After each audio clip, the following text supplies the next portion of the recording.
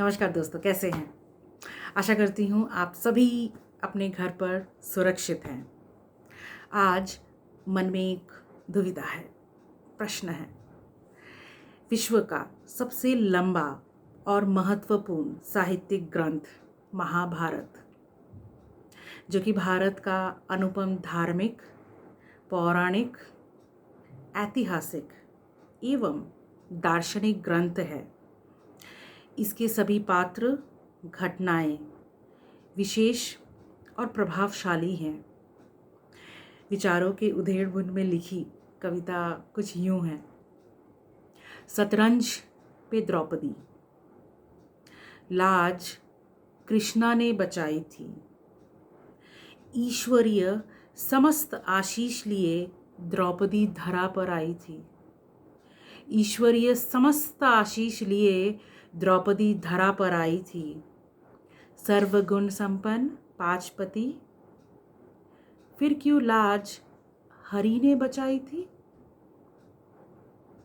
अग्नि से जन्मी तेजपूर्ण, पिता की नयन प्रेमपूर्ण, कुल की धनी सौभाग्यपूर्ण, पाचपति संग शौर्यपूर्ण, जन्म कर्म में उत्तम, सर्व सुख संपन्न, फिर क्यों लज्जित हुई सभा मध्य।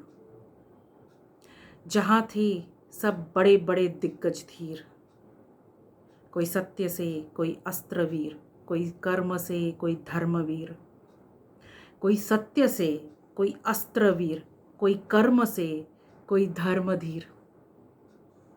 फिर क्यों लज्जित हुई समस्त जन, पांडव वीर केवल दर्शक बन। द्रौपदी को हार गए सभा मध्य, मर्यादा बिखर गई बिसादी शतरंज। द्रौपदी प्रत्येक नारी का प्रतीक थी, फिर क्यों नारी लज्जित पड़ी थी।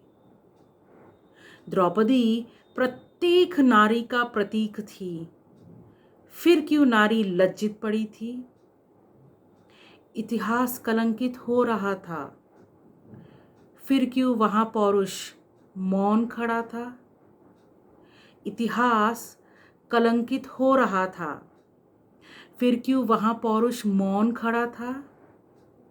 जिसके साथ लिए थे फेरे हाथ बांध क्यों रहे देखते। रोती द्रौपदी देख क्यों नहीं वचन तोड़े, फिर क्यों रण में पाने को विजय छल का लिए थे आश्रय।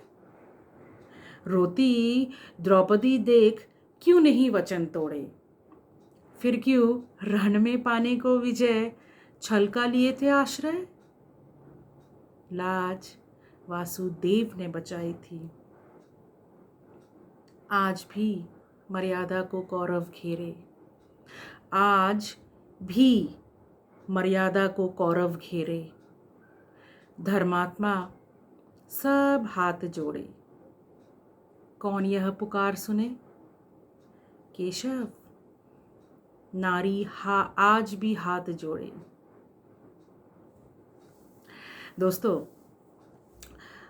हाँ, कुछ घटनाएं घटती हैं, उनके पीछे विशेष कारण होता है, इतिहास बनता है।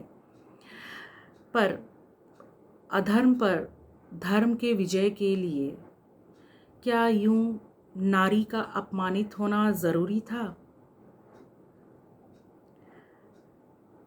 पापियों के नाश के लिए क्या यूं मर्यादा का बिसादे शतरंज दाव लगना आवश्यक था।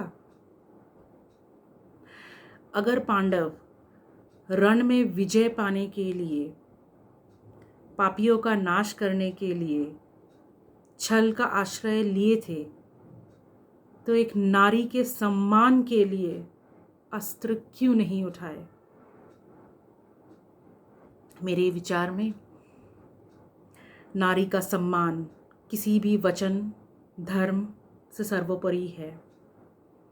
नारी शक्ति है, नारी सदैव वंदनीय है। अगर मेरे इन पंक्तियों से किसी की भावनाओं को ठेस पहुंची है तो क्षमा कीजिएगा। आने वाले दिन दुर्गा पूजा के, नवरात्र की। अधर्म पे धर्म, बुराई पे सच्चाई की जीत हमेशा होती है। दुर्गा माँ शक्ति का प्रतीक है। आशा करती हूँ आप सबका आने वाला दिन मंगलमय हो। स्वस्थ विचारों से अपने जीवन को रोशन करें। हम यूं ही मिलते रहेंगे बार बार एक नई कहानी के साथ, कुछ बातों के साथ। मेरे लिखित कविताओं के लिए Instagram, blog, Facebook page, website, आप कहीं भी जा सकते हैं। अपने विचार, सुझाव और प्यार यूं ही बनाए रखिएगा। हम फिर मिलेंगे, बार बार मिलेंगे। तब तक के लिए अपना ध्यान रखिए, खुशियाँ मनाएं। चलिए, नमस्ते।